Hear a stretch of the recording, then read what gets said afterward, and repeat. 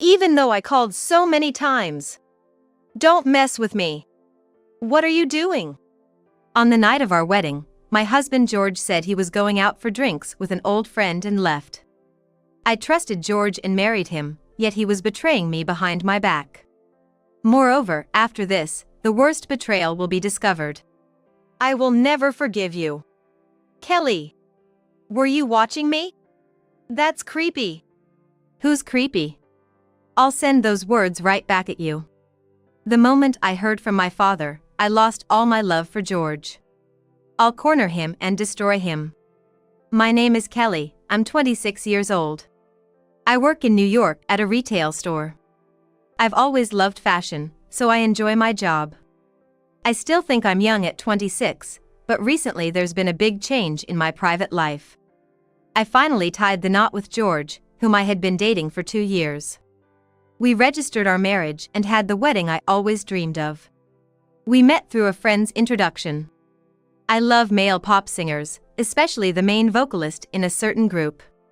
I loved him so much, I talked about him everywhere. Then a friend said she knew someone who looked just like that guy. I was so excited, I begged to meet him. When we arranged to meet, I was nervously waiting. George, who would later become my husband, showed up. George is 10 years older than me. He was 34 at the time. He worked at a food company in sales. The moment I saw him, I fell for him. He was like a grown-up version of my idol. George probably didn't mind being admired by a girl 10 years younger. We started dating in no time. I knew I was a bit naive and dreamy. When I was introduced to George, I was completely charmed by his mature aura. I thought he would protect me if we got married. But as I dated George, I started to feel he wasn't the man I had imagined. I thought about breaking up several times, but in the end, we decided to get married after 2 years of dating. I thought supporting George would be the best for me. George trusted me, and I thought he would change his mind after marriage. Surely, he would become more responsible when we had children. I decided to trust George. Also, my father, living in the countryside, was very worried about my future as his only daughter. My mother passed away from illness a long time ago, and my father doted on me, his motherless daughter. I was happy about his feelings, but I couldn't bring myself to have an arranged marriage with the men he suggested. After all, there was no guarantee of meeting someone like George. When we decided to get married, George said seriously, "I'll work hard to get your father's approval." I smiled involuntarily. George was indeed serious about our future. We would surely be happy. However, soon after I started dating George, something surprising happened. It started with a phone call while I was at work. I rented a car. "Let's go watch the sunset." I was taken aback. George was supposed to be at work. At 3 p.m., my store was open. "Are you off today?" I asked permission from my supervisor to go to the back room of the store. I asked him quietly, and he said he wasn't off. Apparently, he found a scenic spot on his way to a sales call. "It's a beautiful spot, let's skip work and go on a date." I was confused. With a new employee at work, I couldn't just leave early. When I said I couldn't do it today, George said regretfully, "Oh, well. I guess I'll grab a beer and head home." George always had a way of getting out of work, even when he couldn't. Naturally, he got scolded by his boss and lost trust from clients. In the 2 years we dated, I wonder how many times George changed jobs. Every time a firing was discovered, we would argue. "Can't help it. I just didn't fit with that company," he would say in response to my displeasure about him quitting again. He had a bad work attitude, often sneaking out during work hours to have fun and taking unauthorized absences. Despite all this, George never thought he was the problem. Besides, how many companies do you think there are in the world? Don't you get it? The more I switch jobs, the more likely I am to find one that's a good fit, he would say, deflecting with his nonsensical theories. Perhaps his pride couldn't take being lectured by someone 10 years younger. Furthermore, he started complaining about the apparel company where I worked as a sales associate. He was unhappy with the limited time off and salary, urging me to change jobs. But I was content with the time off I had to follow my idol and the salary I received. I think it's a nice job. I don't have any complaints. I explained, but he didn't seem to understand. He simply hated working, the epitome of the ant and the grasshopper type. I used to wonder why he owned so many high-end items despite his unstable employment. But we managed to date for 2 years because George was particularly kind after fights, which swayed me. Apart from his dislike for work, I thought he was a good person. With each date, my desire to not lose him to anyone else grew stronger. I asked George about getting married. Surprisingly, he agreed immediately. Sure. I'm 35, it's about time I settled down.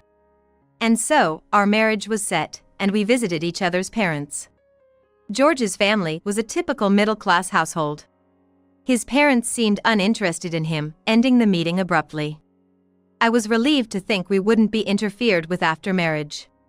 But I also wondered if George's unreasonable behavior was a result of his parents' lack of interest. His casual attitude at work and tendency to lie might stem from not being cared for much by his parents. I felt a tightness in my chest. I felt sorry for George. Once we lived together, I would take good care of him, hoping he would change. When George first visited my house, he was surprised. It was an old, large, and formal house. My family held a certain status in the local community. I hadn't talked much about my family, only mentioning the absence of my mother. So, George probably never imagined we were wealthy. What does your family do, Kelly? My family had been in the transportation business since my grandfather's time, expanding it broadly. My father, too, had good business acumen and grew the company further. He worried about my future but never mentioned taking over the business. He supported my decision to leave town and work while enjoying my hobby. He had no particular conditions for my marriage, so he would probably be surprised by how quickly it was decided. We talked about all this on the train back home. George listened with sparkling eyes. So, marrying Kelly means I could become a president. Images of my grandfather and father, who worked hard every night, came to mind. President? I don't think that suits you, George. He was too busy for that, but George seemed more interested in the grand house than my words. Don't be silly. Nowadays, there are plenty of families struggling to find successors. I'll take over, he declared, winning over my father with his sales skills and charming smile. Kelly is an only child, after all. My father was pleased. He continued to talk smoothly about work. Actually, I've been headhunted. I'm planning to switch jobs for a better offer than my last company. It was a lie. Even after deciding to get married, George seemed ready to quit his job again, despite hours of convincing and seeing some change in his attitude. It seemed he still intended to quit. I felt a wave of exhaustion. Meanwhile, George talked excitedly about his new job, with my father nodding in admiration. But it was all a lie. There was no headhunting, no new company, no better offer. I suddenly felt scared by how easily he lied. But thinking that George really wanted to impress my parents, I felt I should support him in becoming a decent member of society. Since that day, George never missed a chance to suck up to my dad, trying to take over the family business. He often called my dad saying things like, "At 35, I've been offered a managerial position. They're saying I'll be promoted to department head in just 2 years. Can you believe it?" After he hung up, I confronted him. "Don't lie to my dad." But George looked at me displeased. "Why not? It's better for your dad to think he has a successful son-in-law. What's wrong with making parents happy?" It was all lies. It's impossible for him to be happy with that. As I was about to argue back, George brushed it off. "You'll see, I'm amazing when I really try. Just watch." Then came our wedding day. After much consideration, we decided to have it in my hometown. I was dressed in a beautiful, pure white wedding gown. finally getting married and starting a family with George. It was a strange mix of happiness and nervousness. George arrived in his tuxedo, and we received blessings from colleagues, friends, and family. The guests on George's side also clapped and smiled. It was the best feeling. The wedding and reception ended.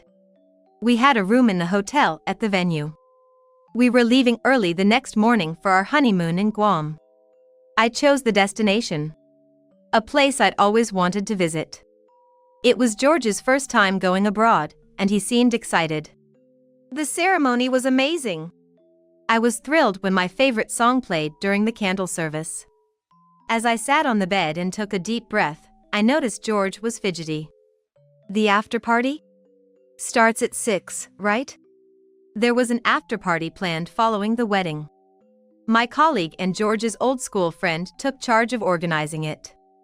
We had reserved an ethnic restaurant near the hotel. It'll be fun.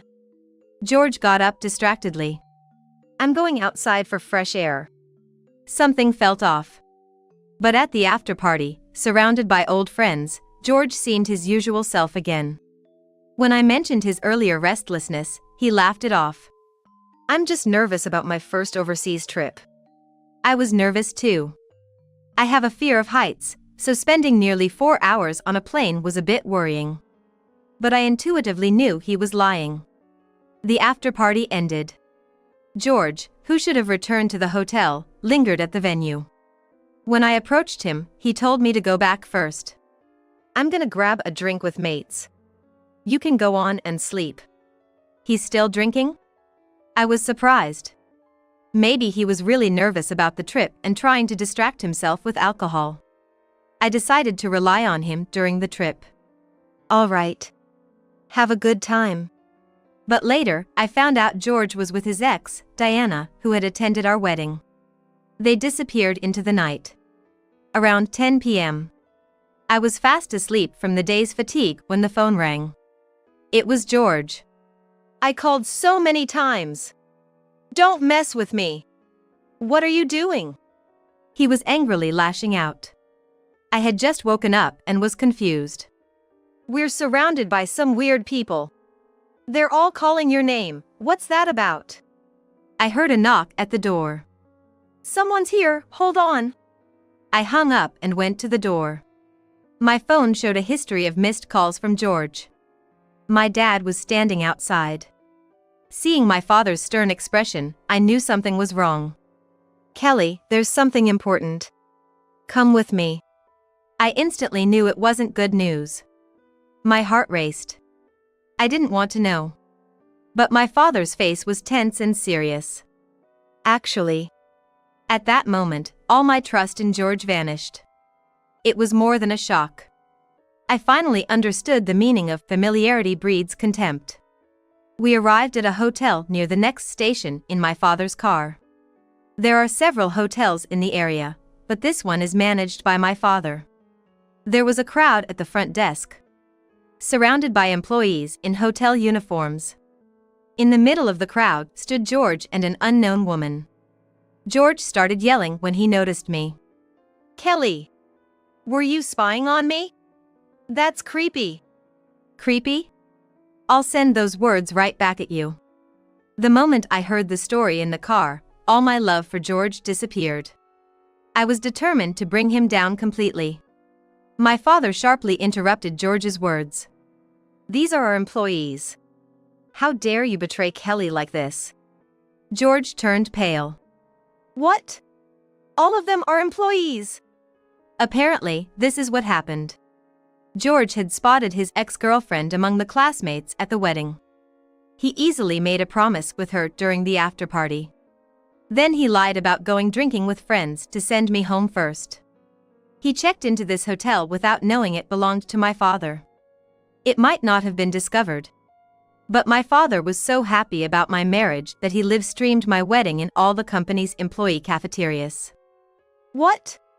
Live-streamed? I didn't know. That's embarrassing.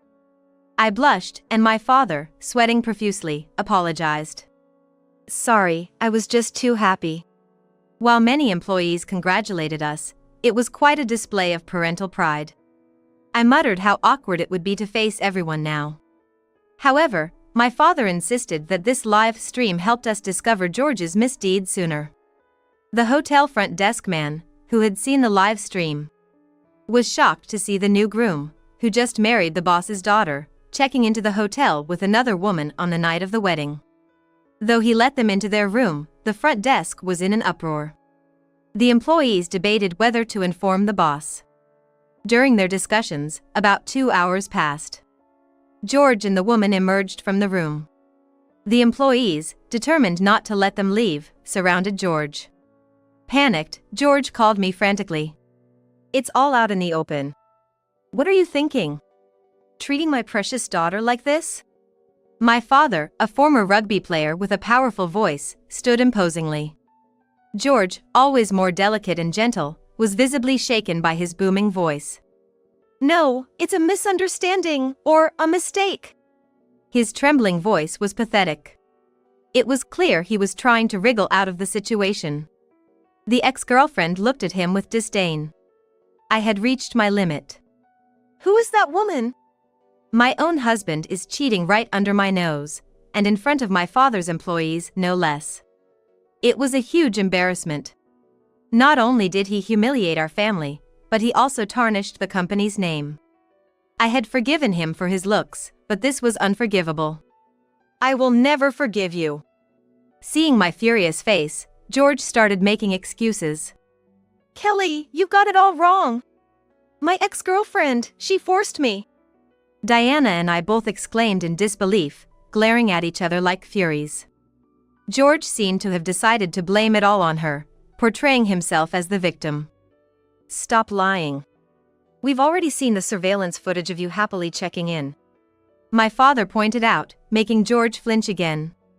"Were you planning to spend the night with another woman and then go on a honeymoon with me the next morning? How could you be so shameless?" George was stunned, frozen by my direct accusations.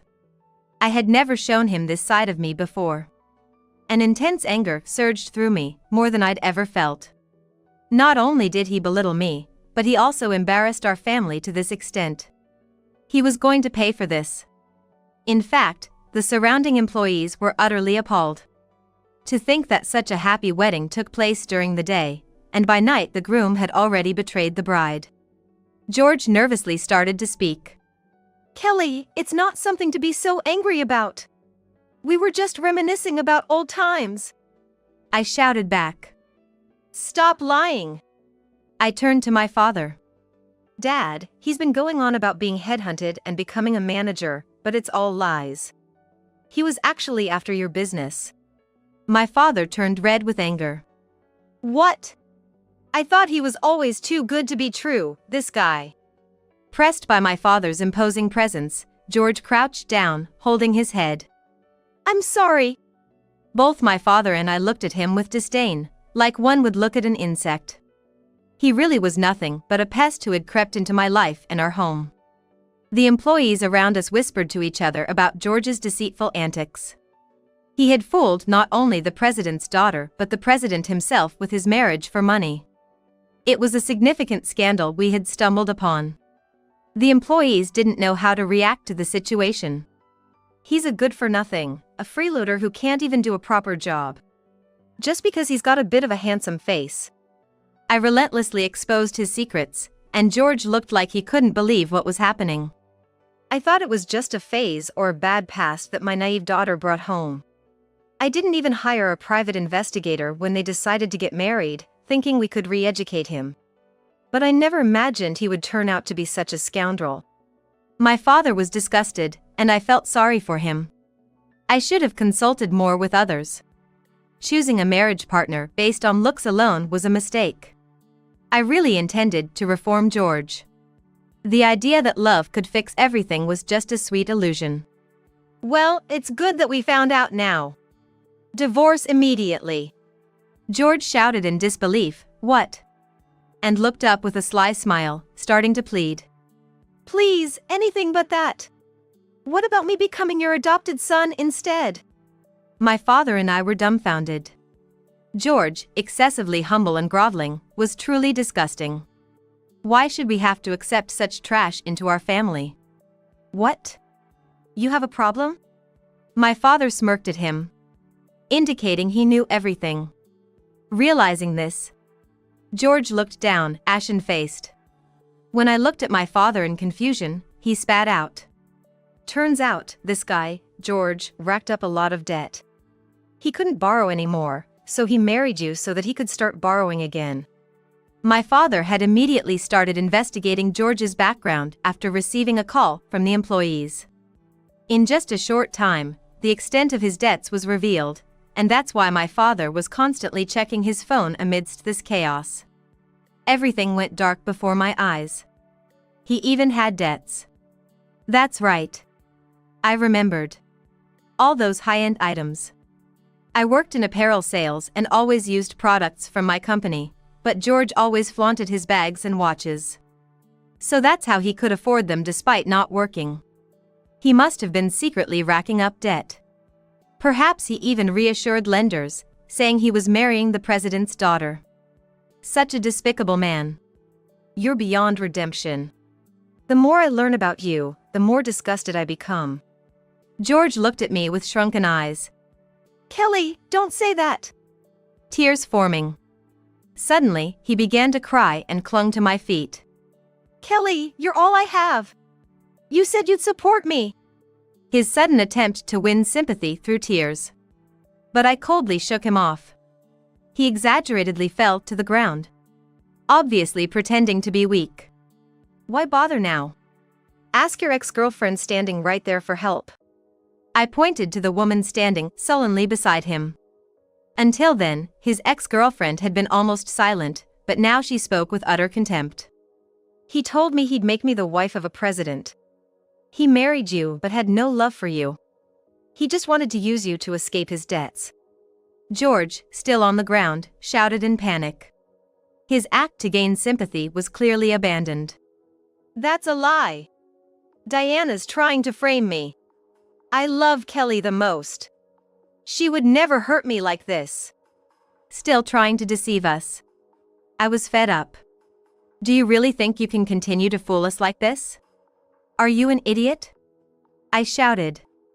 Diana, the ex-girlfriend, gained momentum and began exposing more of George's low-life behavior. He squandered a fortune on slot machines. I'm done dating a good-for-nothing like him, she said, trying to leave as if she had no further involvement. My father stopped her. Even so, we will be filing for damages against you. Don't leave just yet. Diana turned pale. I'm a victim too. I've been humiliated by all this. She cried out hysterically. If the law recognizes that, we might listen to you, but that's unlikely. You attended the wedding. You're nothing but a thief. My father said. He asked the front desk man to keep an eye on Diana so she wouldn't sneak away. Meanwhile, George was also panicking. Upon hearing the word damages, he looked as if he never imagined such a situation would fall upon him. Of course. We've just had a wedding and now a divorce. You're 100% at fault. My father said, glancing at his watch. Our lawyer should be arriving soon. George suddenly apologized, rubbing his head on the floor repeatedly. Please forgive me, I really don't have any money. He pleaded desperately. But it was too late for such appeals. My father and I looked down on him coldly. Watching George cry and flail like a child in front of everyone brought some relief to my anger. But I wasn't about to let him off easy. He deserved a complete downfall. Our lawyer was about to get to work. Prepare yourself, George. That night, George lost everything. He was hit with a huge demand for damages by our lawyer and was at a loss. We also told Diana she would have to make amends. I've suffered enough because of you. She spat at George. George eventually went to his parents, begging for money. Lend me some money, thinking I'd save you. His parents were shocked, having just celebrated their son's marriage, not understanding why he needed money. They had hoped to get financial help from us, knowing he married the president's daughter. But George quickly divorced due to his own doings. My in-laws immediately blocked his number. and refused to shoulder his debts. George, with nowhere to turn, was left with debts and ended up on a fishing boat in the rough seas of Alaska. He better earn his keep. Life returned to normal for me after the swift divorce. Though deeply hurt by being seen only as a cash cow by the man I loved, I'm taking it as a life lesson. People around me know what I went through and are kind to me. I plan to focus on work and my hobbies for a while. My father's company became even more united after this incident. The employees feel proud of having saved the president's daughter, and there's a stronger bond among us. Sales have doubled, and a special bonus is planned. My father told me to take my time with marriage. This experience made me feel his deep love anew. I'm even considering joining my father's company to learn about business management.